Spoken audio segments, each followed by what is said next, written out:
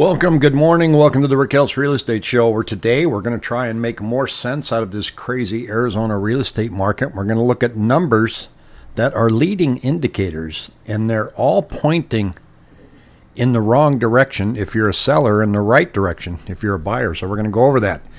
Now, you'll remember, if you happen to watch Friday, we talked about sales not really dipping as much as people feel like they are, and that the numbers are not quite that alarming, despite the fact that inventory is climbing.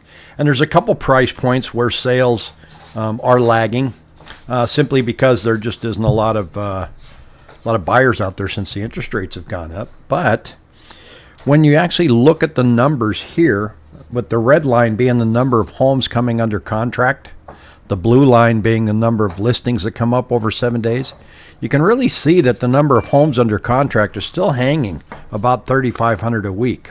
And it's staying there pretty steady. It hasn't dipped.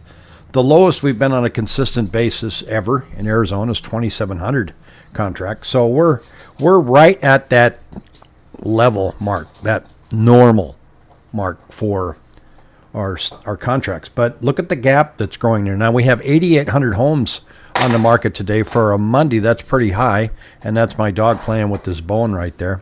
So that's a pretty high number going into the beginning of the week. And Esther and Jimmy says, isn't what is going on seasonal? Shouldn't we expect the indicators to go back up next month? We're going to take a look at that, see what we think.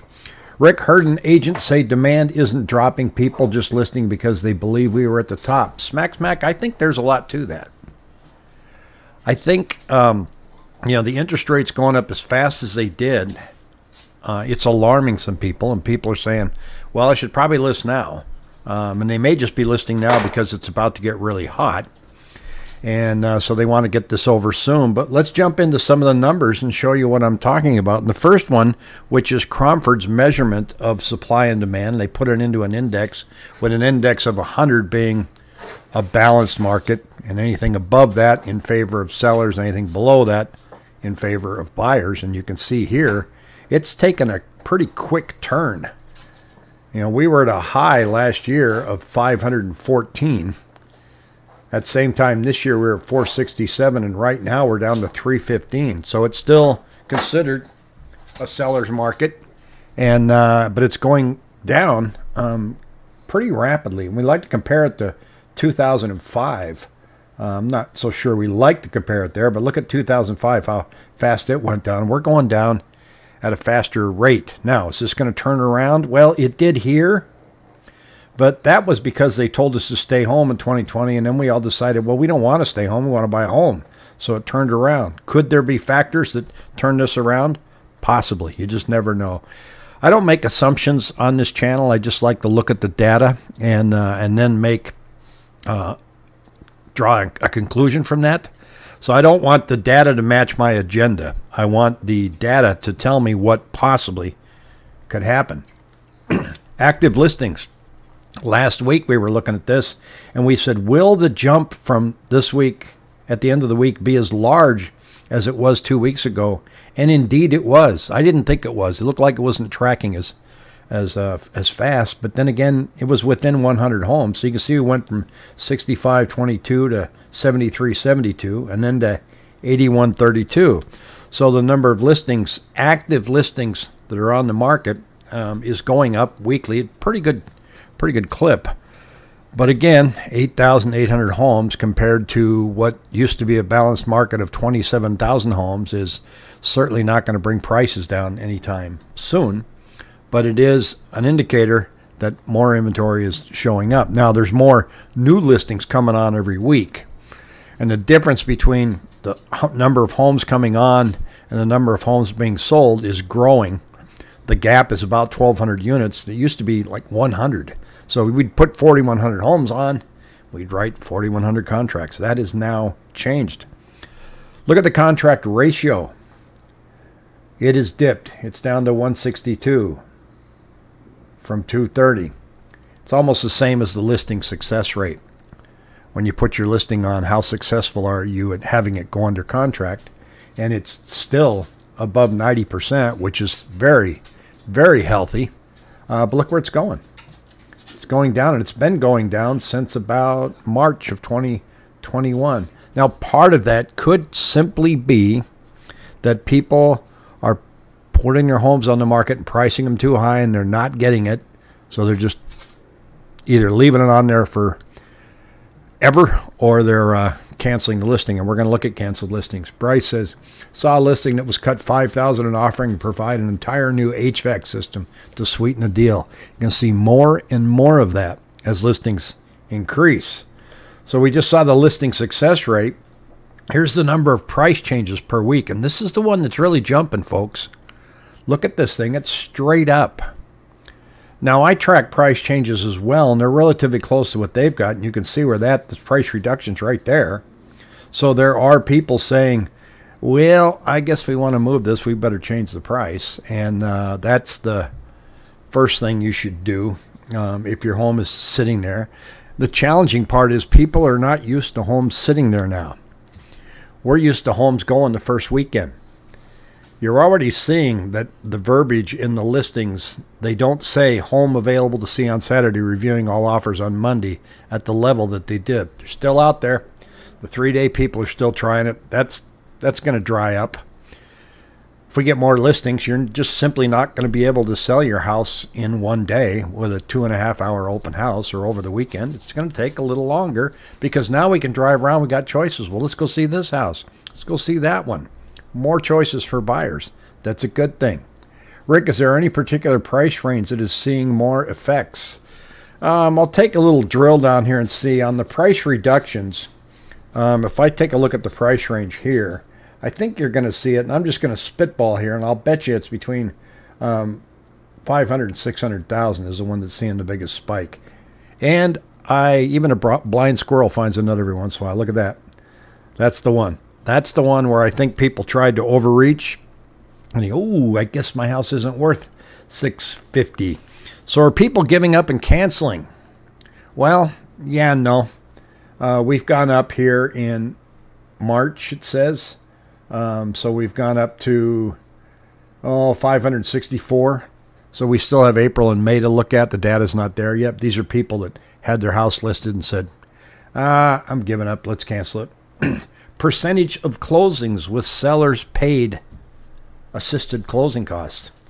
That hasn't budged yet. It's still sitting down here at 3%. So sellers, they're not kicking in on your closing costs yet. So that's not happening. So what we're seeing is we're seeing listings going up, the success rate coming down, but still very, very brisk. We're seeing the success rate coming down at such a steep clip, looking like 2005 all over again, that it's starting to look like by Labor Day, this could be a very balanced market. And for sellers, and I've got a video coming out possibly this evening that really talks about, if you're a seller, what you should be watching and what you need to be aware of in this market, because it's a whole different market. You don't just put it out there now and you're going to get over list price the first weekend and away you go and everybody's happy, except the agent is looking at 30 offers. So instead of getting 10 offers now, you may be getting 3. That's still a good thing. How long will that go on? Well, it's looking like we're seeing some cracks out there, and it's probably going to slow down by the end of the summer. Harry says the buyers looking at our house this weekend were scheduled to see 11 homes on that day. 2 months ago, there weren't 11 homes to see. That's the challenge right now. But again, as a buyer, I mean, that's good if you can afford it. If you can afford this interest rate, you've got more choices out there. You don't have to make that decision within an hour. Here's an article that's interesting from Realtor.com. What do you do if your house is languishing? If it's been on the market for a long time, what do you do? I thought this was kind of a duh. Consider. Oh, here it is. Let's say your house has been sitting on the market for a while and is no longer the belle of the listings ball. Does that mean it's doomed? Never find a buyer? Not at all. In some areas, the multiple listing service will reset the days on market if the property listing is withdrawn and then relisted. Not here, and I'll show you on the next page over what happens. Consider making some updates. Well, before you reset your listing, it's a good idea to make some improvements, make your house more appealing. Okay, that's obvious. think about lowering the asking price. That should be moved up to number one. In this market, if people are looking at your house, you're not getting an offer, you're too high. So the bottom line, if your house has high days on market, you may have to acknowledge that it's likely not going to fetch the price you had hoped for. That's the biggest struggle with sellers. Once you get on a price, you're convinced that's the price. And moving it down would be insulting. Well, that may not be the market price. It's the buyers that determine the market price, not me and not you. We can tell you kind of where the range is, and you hear me saying that a lot, but it's the pool of buyers that are showing interest in your house that'll tell you what it's worth. And if you've been on the market for a while and it hasn't moved, pretty obvious you're too high priced. Stephanie says, good morning, Rick. Interesting. What a balanced market by Labor Day. Wonder whether sellers would consider a buyer with contingent depending on sale. Well, the contingencies are going up slightly. So they're not diving in too deep with that yet. And this kind of data that's happening kind of in the background and percolating, it's going to take a while for it to be felt by the people in the market. For example, Jackie was just telling me this week, and I did an open house with Stephanie this weekend. Jackie was telling me that she got an offer that, 3 different offers on their home. So the sellers now and the sellers' neighbors are convinced it's a very brisk market, which it is. But when you see these other numbers that are changing, that will change the fabric of the market, they're not going to feel that right away. It's going to be a while before it shows up on Channel 12. You can definitely tell the difference on listings of the people who have to move versus the people who want to move. Yes. Rick, how will the incoming water shortage of Lake Mead Powell affect the market for August? I don't know. The connection between those two is really hard to tell. It's a big problem, and there's a lot of news going on about it. They're proposing meeting to go over the Colorado River Pact that's out there and kind of reassigning water usage yet again. What that means for us, I don't know. That's going to be something to watch. I don't think I can say, well, there's a ruling to come out that says that we can't build anymore and therefore house prices are going to go up, or people are just going to kick the can down the road. Away we go. Reset days on market to 0. Here's the official word from Arizona. Want to reset your days on market? You'll need to have some patience. It takes 45 days for a listing in an off-market status to reset. So, you want to take your home off the market and put it back on so it shows up as a new listing? You got to wait 45 days. So, price reduction will show up. Now, don't make it a price reduction of $1 just so that it shows up as price reduced. Make it noticeable. Bite the bullet. I guess I'm not going to get this price, but I really want to sell my house and put it on the market. If you're looking at buying, do you wait? Well, that's the big guess. Nobody knows where interest rates are going to go. The Fed is talking like they're going to be really aggressive, but nobody knows for sure. There's a lot of big differences between what the Fed says they're going to do and what they actually do. Another note here. Doggone this dog. He's playing with a bone behind me here. The FHA is fining realtors $11,000 who hire unlicensed drone pilots. Now, I think that fine's gone down. It used to be considerably higher. If you're hiring a drone pilot, especially if you're a real estate agent, and you know they're not licensed, or you haven't bothered to check to see if they have their Part 107, you get fined. And you get fined almost as much as the pilot. I believe the fine used to be about $10,000. And so now it's $11,000. So they went up $1,000. And for the drone pilot, it can be as high as $250,000. Now there's a lot of debate about when can you fly a drone and when can you not, and why would you get fined.